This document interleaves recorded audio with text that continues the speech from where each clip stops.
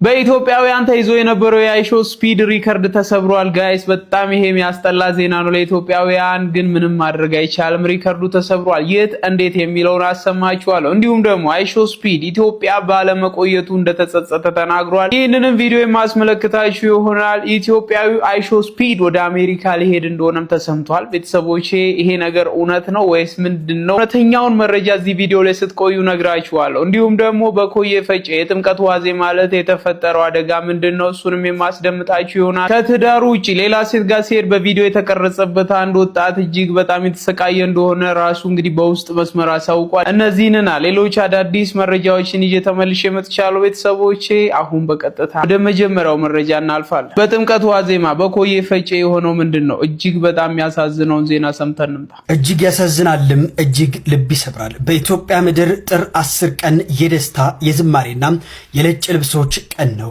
ነገር ግን በ2018 ዓመተ ምህረት በኮዬ ፈጬ ክፍለ ከተማ የሚገኘው የፋንታ መድኃኔዓለም ቤተክርስቲያን ምዕመናን ይህ ቀን የደስታ ሳይሆን የእንባና የዋይታ ማህተብ ሆኖባቸዋል። ከሟቾቹ መካከል የአበበ ተፈራ ታሪክ እንኳን ሰውን ድንጋይንም የሚያስለቅስ ነው። አበበ የሁለት መንታ ልጆች አባት ነበር። ልጆቹ አባታቸው አባዬ ብለው መጥራት ያልጠገቡ ህፃናት ናቸው። ነገር ግን እጅግ በሚያሳዝነው ሁኔታም የባለቤቱ ሁኔታ ነው። ባለቤቱ በ9ኛ ወር እርግዝና ላይ ነበረች። የጥምቀት በዓልን አክብሮ አዲስ የሚወለደው ልጁን ለመሳም ትልቅ ዝግጅት ላይ ነበረ። አዲስ ልጅ ለመቀበል ጥቂት ቀናት ብቻ ነበር የቀሩት ይላሉ ዘመዶቹ በሲቃ። ሚስቱ አበበ ሸኝታ የላከችው ለበረከት ነበር። የተመለሰላት ግን በቃሬዛ ሆነ። አዲስ የሚወለደው ህፃን አባቱ ሳያውቅ የአባቱን ሬሳ ለመሳለም ተገደደ። 4 ወጣቶች የአበባ ያህል የፈኩ ለቤተ ክርስቲያንና ለቤተሰቦቻቸው ተስፋ የነበሩ ንጹሃን በቅጽበት የከሰልፍም ሆኑ። ያቺ ሰዓት ታቦተ ሕጉ ወደ ባህረ ጥምቀቱ ለመውጣት ጥቂት ደቂቃዎች የቀሩባት ነበረች።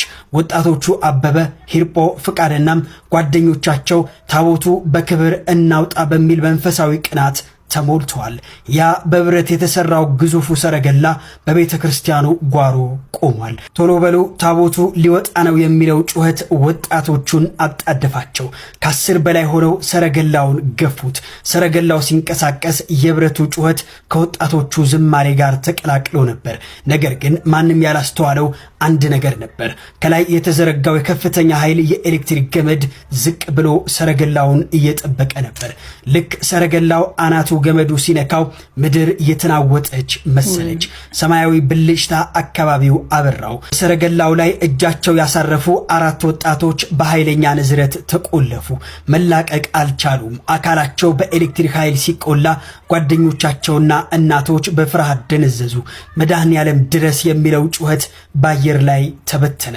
ታቦቱን ሊያጅቡ ነጭ የለበሱ ወጣቶች የጓደኞቻቸው አስክሬን ተሸክመው ወደ ሆስፒታል ሲሮጡ ታዩ።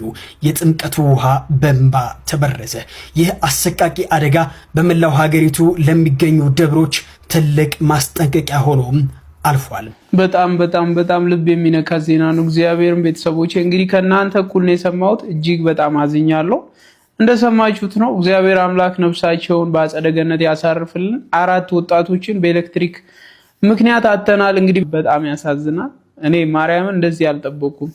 ያው ከባድ አደጋ እንደተከሰተ ሰምቻለሁ፣ ግን ከባድ። ወደ ሁለተኛው መረጃችን ስናመራ ትዳር ያለው ከሌላ ሴት ጋር ግንኙነት ይጀምራል።